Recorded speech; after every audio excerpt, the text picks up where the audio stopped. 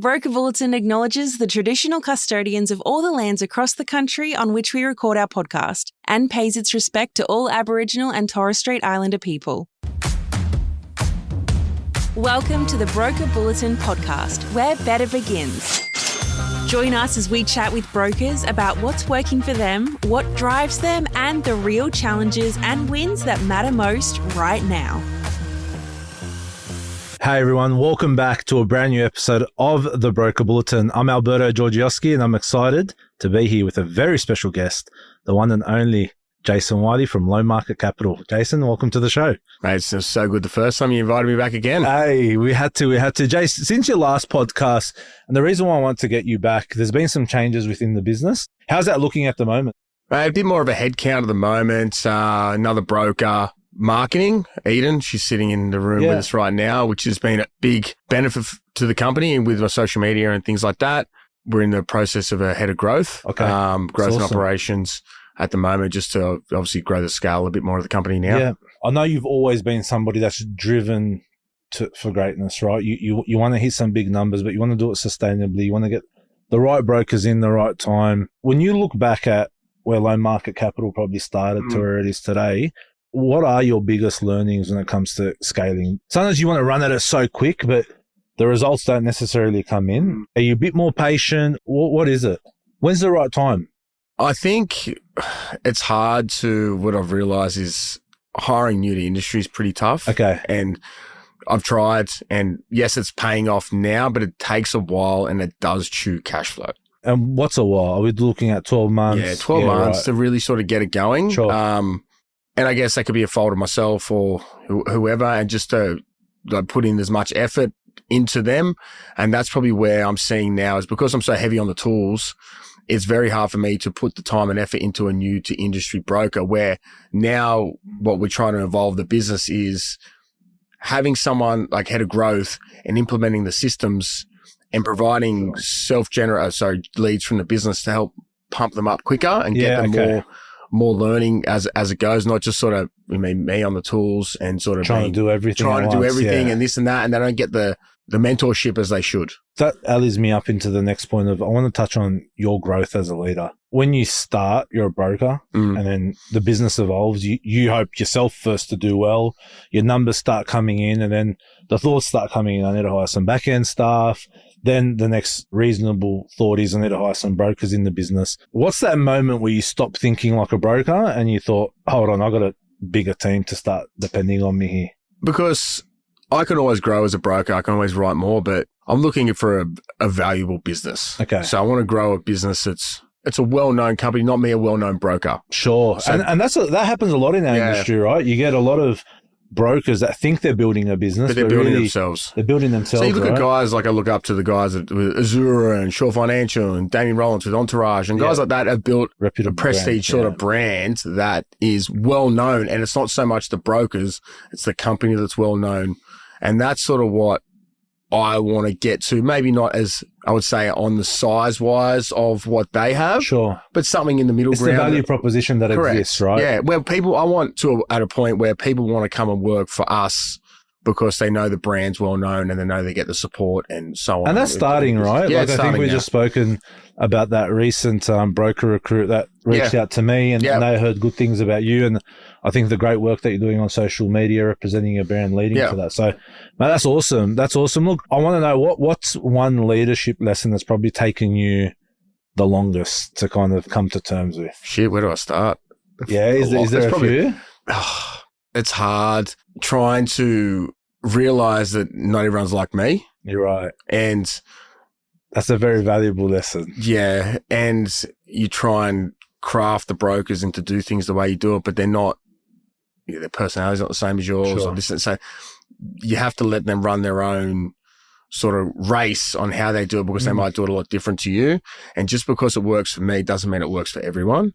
And just giving them ideas of what to work off and show them the leadership and show them things like that of what they need to do to grow, but then put their own little spice in it on how it's going to work from them. Like social media, yes, it works for them, which is the one thing we're doing a lot of now where I'm getting Caleb and Hamish and we've got Matt starting and I've got another one starting soon is using a lot of social media to build referral relationships from that. Right. And what I mean by that is you're having real estate agents and accountants and all these guys type of follow you on social media. Mm-hmm. Then I call them. It's different to cold calling referral partners and them not putting a face to the name. And what we're doing now is what I think is a great idea is do your content, do your social media, have the agents follow you, have accounts follow you, so on and so forth. Then when you see the connection, then call them. So then they know that one, they know who you are because of your face and that from your social media, and the call is a lot warmer than it would be as cold. Yeah, and that's where your mentorship kicks in, right? Yeah. Like that's the stuff that you're giving to your brokers. I've seen it happen with Caleb and Hamish as well. They were doing it, and the meetings aren't as cancelled. They cancel when they know who they are because they see them on social media. Like I do it now myself. Like from my content, I have agents reach out. They say, "G'day, I'm booking a meeting with them," because they see what I do. Like I got a lead over the weekend just because they followed me, and then I added my text group and so on and so forth. And they sent me a lead over the weekend. The guy's buying. So just from little things like that, just those little 1%ers that change a few things that can grow you faster. I like the way you came to that conclusion, right? So when you start off your leadership, your journey, it's why isn't everybody working as hard as me, doing what I'm doing? But then also that realization of it may not work for them, right? Or that version, not everyone can be a Jace Wylie, and they shouldn't have to be. But I like what you're doing there with that. Here's the framework, essentially. Get your brand out there. Make that connection, then connect. Yeah. That's what I say to them, it sounds like a bit of a dick move to say, but I would say, I want you guys to beat me. I want your goal 100%. Is to write more numbers than me. And my goal is never to let that happen. Yeah, that's awesome. My goal is, it's like, if you guys are getting close to me, I'm going to double down myself. Yeah. And so I go extra hard as well, which actually grows scale with the company. So I want to see these guys doubling down, doing as much hard work as they can to try and beat me. Get on top. And then I'm like, challenges you. That challenges me. Yeah. I want to be challenged as much as they want to be challenged. Jace, obviously you and I work very closely together, and I think the biggest shift that I've seen in you is you've always been good for yourself, right? Your numbers have always been strong. You know how to drive yourself. And I think naturally that meant your team looked up to you based on the numbers you produce. I think the shift that I've seen, and you've touched on it there, is now you're becoming more of a mentor to them. They're seeing you more of a, I know you can do those numbers. How do I start doing those numbers? And that's awesome to see you do that's that. it. I want to see the boys grow and do as much as they can, because I started doing nothing and I never would have thought I'd write what I write now. But now I think what I write now is not enough. Yeah. So right. you get to that goalpost and keep moving. And the problem is you can get complacent. And can happen. Do you want to, like, Eden knows that I get a bit antsy in my pantsy around what we need to do in the company, what I see, what other guys are doing, like, what are they doing in their company? Let's reach out to them. Where's the AI? Where's this? Where's that? And trying to always evolve if we can. And I don't want to say stagnant. And obviously with the IT and tech and AI and all this stuff at the moment, if we don't get on top of things like this, we're going to be left behind you have to be on the front foot all the time with all this stuff. Otherwise, you'll end up nothing. Mate, question around leadership, right? You just mentioned it there. There's a lot of outside noise. There's the AI bubble that we're in right now, and I think we're just walking into that. We're nowhere near even in the middle of it. It's concerning. Right? Then you have other brokers that have other opinions. You see other formidable groups that are doing really well, but then that drives you as well. You get, your internal staff talking about what's happening out there. You see the market conditions. You got economic and geopolitical things that may happen. How do you sometimes just wipe out the noise and go, all right, as a leader, walk into the office on a Monday morning and tell the team, here's our focus and here's what we're working on. Do you pick one or two things that you guys want to focus on? Or is it just kind of, is it more of a broader approach? Let's try everything and see what sticks, or do you just hone down? I think you hone down on what's working. Okay. If referral is working, but you've got to do a bit of everything, but then sort of know what's working best. But don't do things where it's a waste of time. Right. Because you can do social media stuff that doesn't really work and you think it's going to work.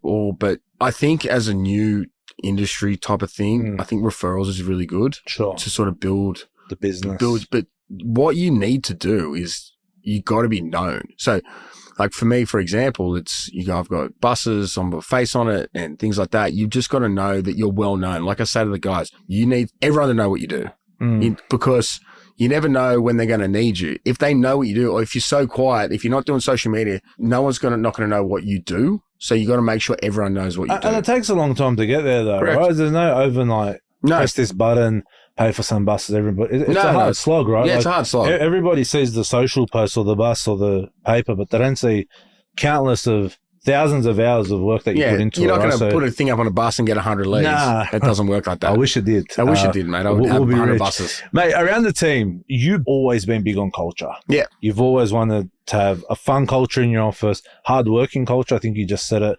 Some positive competitiveness between the group. How do you maintain that culture whilst you're bringing more people on board? It's a part of the interview process. Okay. I'll let them know. Listen, this is how we work. Sure. We like a laugh. Yeah. We don't take anything too seriously, but we also work quite hard. Yeah. So we don't want people to come in and too stuck up and too thing like, because they're not going to fit and they're not going to. Because it's like the office isn't huge, so everyone's sort of moving around, making calls. You see each other daily. We have a laugh. We do all these things like that. So you want to have someone that's going to fit in and grow. We don't want someone to come in and make the culture toxic. I got a tough question for you. If you get a broker that comes into your business that can write 100 mil a year, but they're toxic, then you might lose the other one. So that's the problem. So you wouldn't want them in there? No, if they're an arsehole, unless they just keep them at home. Yeah. Don't let them into the office. Don't let them in the office, yeah. But it's you're right, what? Let's stay at home. No, I like what you said there, right? You will lose the other people, and right? So you don't, it's culture or nothing. I've seen it, right? It's happened. I've seen it happen. Right. So you don't want someone in your office, they think they're a big dog, they write this, but I couldn't give a shit.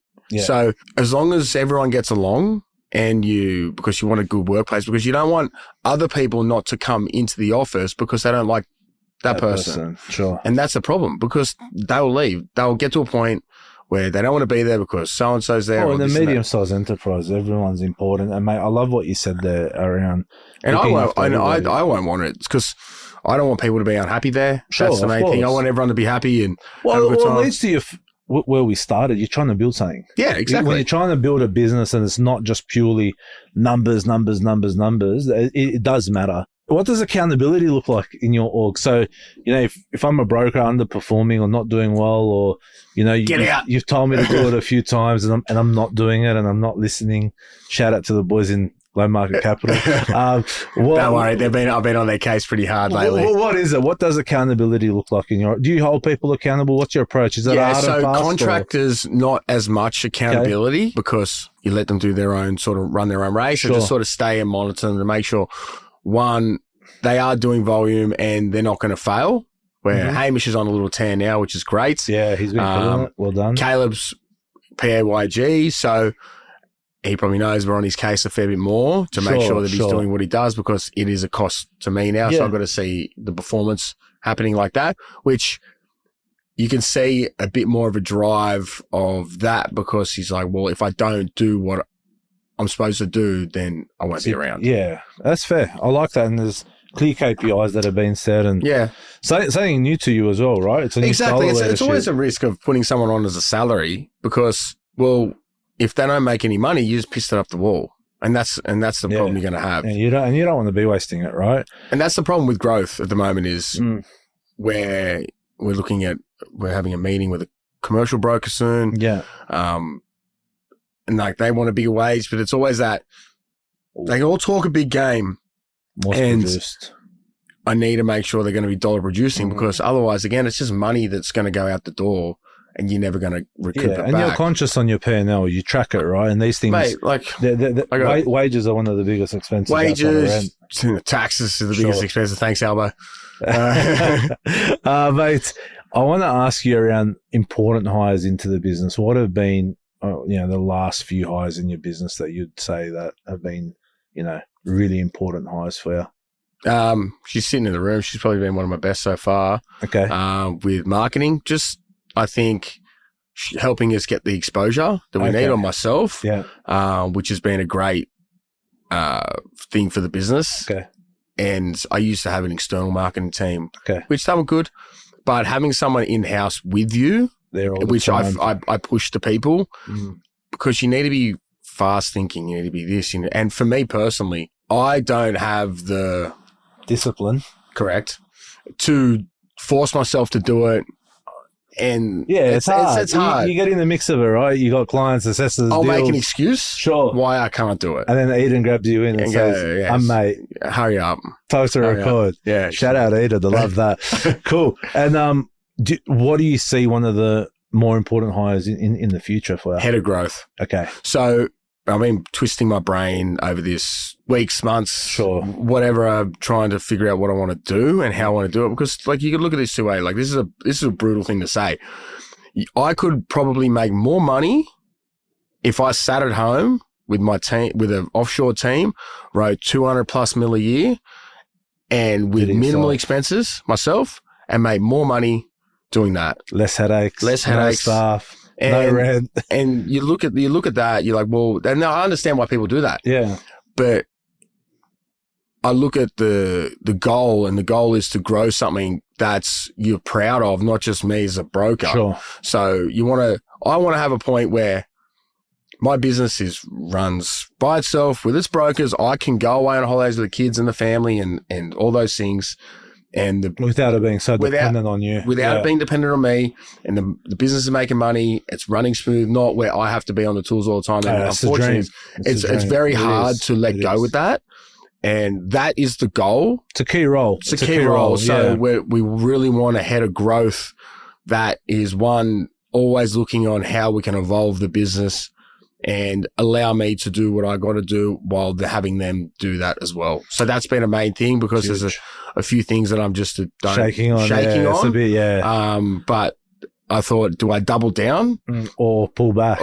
Yeah. And I'm like, screw it. Let's double down. Let's do it because I'm already that far in front that I should. It is. And you don't want to then regret it, right? No, I should have given that. Shoulda, coulda, woulda. I was like, screw it. Let's double down and bring someone in. Mate, it leads into my next thing. Like, a lot of owners that I speak to in market struggle to hire big roles because they're actually worried about the cost, right? When you talk of these roles, head of marketing, head of growth, and just get them cheap. Yeah, or just don't get it that qualified. Nah, so how do you decide? You know what? It's time. I'm going to invest in this. It's going to cost me X amount of dollars, and generally those roles we're talking 6-figure roles with bonuses, etc. How is it where you go? I've got to push past the restriction of income. You got to look at it as, is it going to be dollar productive for them? Are they going to make me money? Yeah. Can I run it on a 6-month basis and see, well, if it doesn't work, I can get rid of them? No. It's like, well, if they can't perform in that, I sort of run it off that. Sure. And then go, well, is it going to work? Clever way, yeah. I can cover the cost for that period of time. And can they make me more revenue in that period of time, like doing extra things with the business, helping bring on more brokers? So it's pretty simple, right? You're tracking it quite close over a 6-month, 12-month period. Mm-hmm. And if there's not a lot of action, then you're quick to... Exactly. I don't need if it's a loss within that 6 months and it's a loss, then you've tried it, right? Yeah, exactly. You've tried it, you had a crack and it didn't work. Yeah, you try something else. Sure. But I think it's a role that we need to... One, I need someone to be able to understand the business, understand when we should hire, understand that we've got extra cash to do something else. So it's not just all dependent on you. Correct. So, because... realistically, I'm pretty useless in finding out how much extra money we got. Yeah, well, as long as I got money to buy things, I'm pretty happy. Let's see. But shout out Porsche. Yeah, shout out to Porsche. But it's one of those things where I need to be so dialed in on, or this person to be dialed in on this role where they can go, Jace, listen, we've been really tracking really well. We've done this, we've done that. We're tracking you well. I think it's time for us to, one, either double down in ads and put 20 grand here because we've got extra cash flow. We can time to get rid of some, or bring in another broker, or we've got so many leads coming from inside. I reckon we could hire another PAYG broker and let them do this and let me sit there and write. Because, like, we know now, if I get off the tools, the business probably won't work. No. So I need to get to the point where they're doing all that and say, hey, we can do this, we can do that, and get it to work. Mate, it's such a pivotal role that you're explaining. I hear about it so much in market where principals are stuck, and they're not stuck because they don't know how to do it or the money's not there. Everything is dependent on them. Yeah. And, we do what, and you do what you do best, which is writing deals. So, how are you now then expected to be the hiring manager, the HR, the marketer?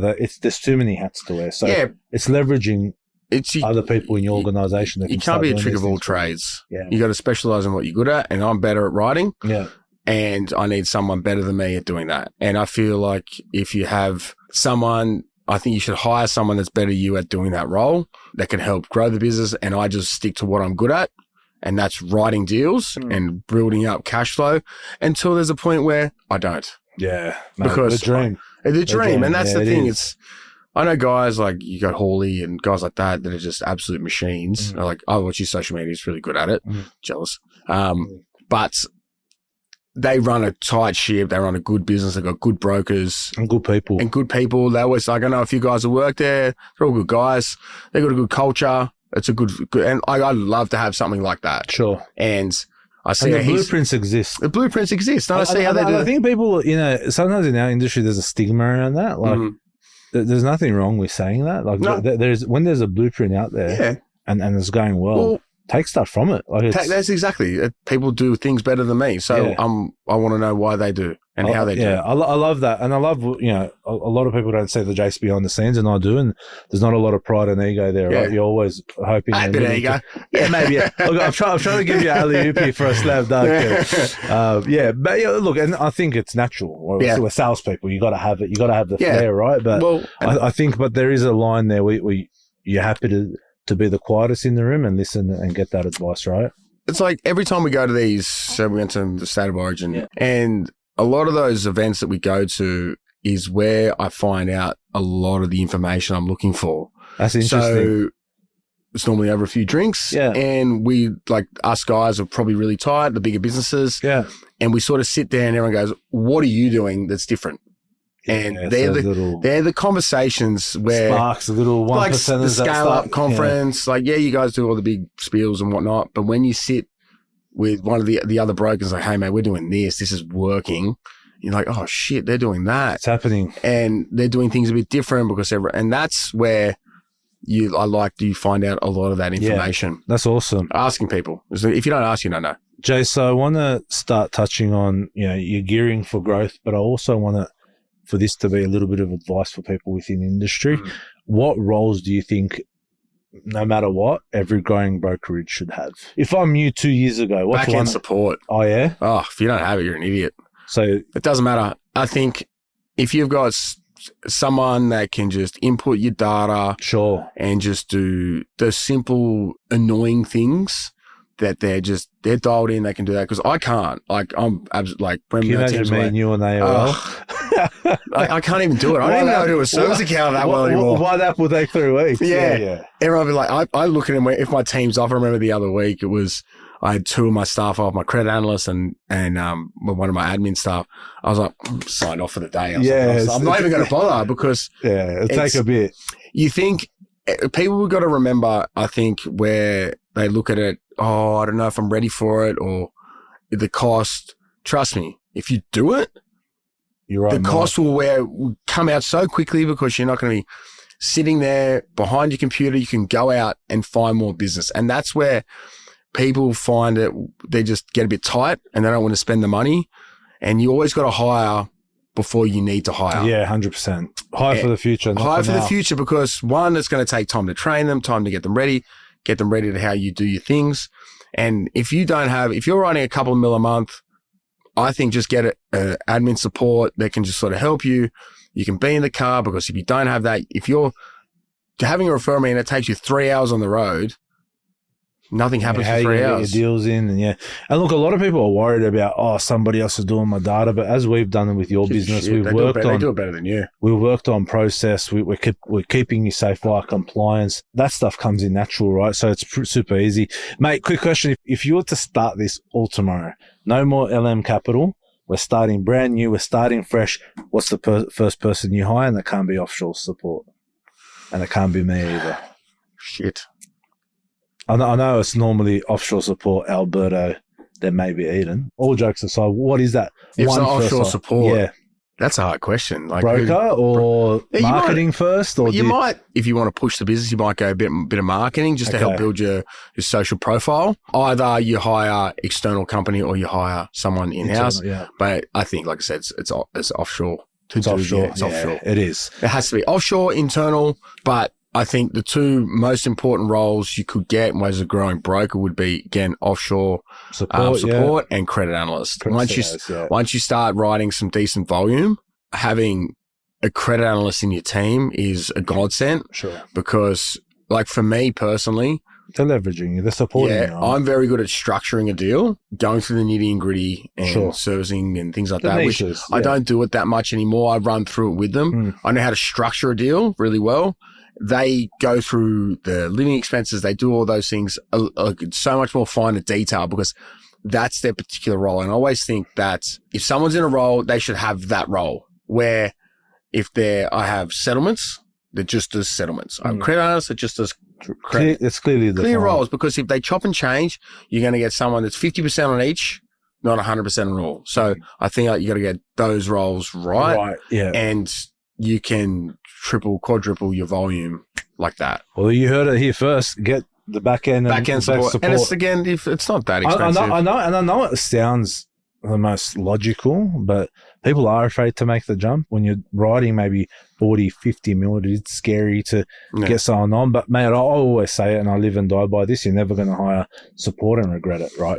And being a broker is a lonely game if you're one-man band. It is. And now, because as you probably see, a lot of those one-man bands are probably getting wiped out. Yeah, no, I think they're joining bigger businesses. They're seeing the value. And the main reason is what we pride ourselves on in the business is speed. And being a one-man band and not having someone be able to answer the phones when you're not competing with the competing against stars, which a lot of people don't know when you become a bigger writer in businesses. If with certain lenders you have certain statuses. Yeah, correct. So platinum status, CBA, all these things where we get faster turnaround times than an average sort of broker that doesn't write as much. Spot on. And that's where we've already got a level up than that person. And we've already got a back-end support team. So we've already got a level up there.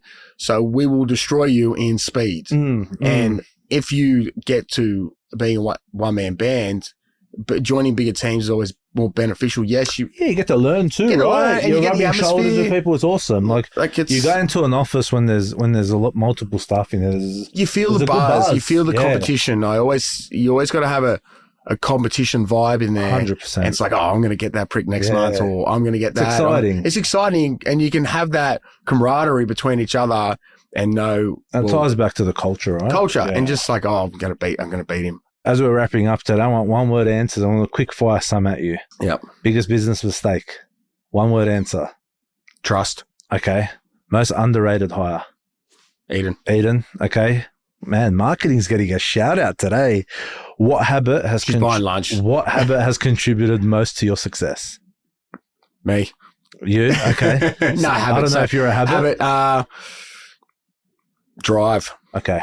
Like that. One piece of advice for brokers wanting to build a serious business. Don't be scared. I like that. And now, more than one word answer. What's next for Low Market Capital? Just agreed on another book purchase, a decent sized book that we should settle in September, which will obviously help grow scale. Another broker starting in a couple of weeks. Yeah. Obviously a new role that we're looking for at the moment. There's a lot happening, and interviewing a couple of commercial brokers to come on the business. Awesome. So we're doing a fast move growth, and like I said before, I've either got to double down and take it by the horns and run it. Yeah. Or you bitch out and you sort of start riding at home. The basement. And I'm too much. It's got too much of an ego to do that, mate. I've got to double down. Awesome, mate. Jace, I want to close this by saying when people look back at what you built, and there will come a day where you're either going to step out of the business completely or wind down. What do you want people to be saying about your leadership and the impact that you've had on your teams? What do you want to be remembered by? Just a good guy. Yeah. Personally, always out to help, never took anything for granted. Always there. I always want people to succeed.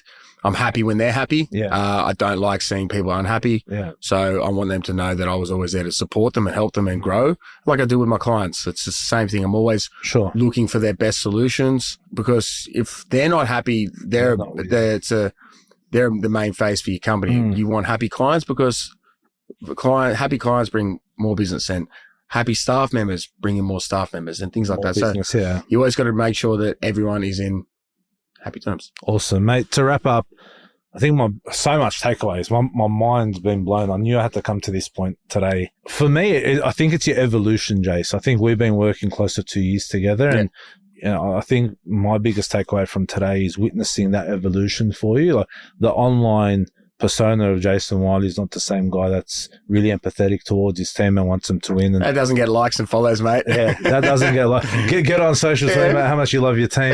Kumbaya. Yeah. I think the other thing that you mentioned about is just taking the bull by its horns. Yeah. Don't be scared. Drive at it. If you fail, but you fail quick, right? And I see that as a theme with the bigger brokerages. You're not afraid to make a decision.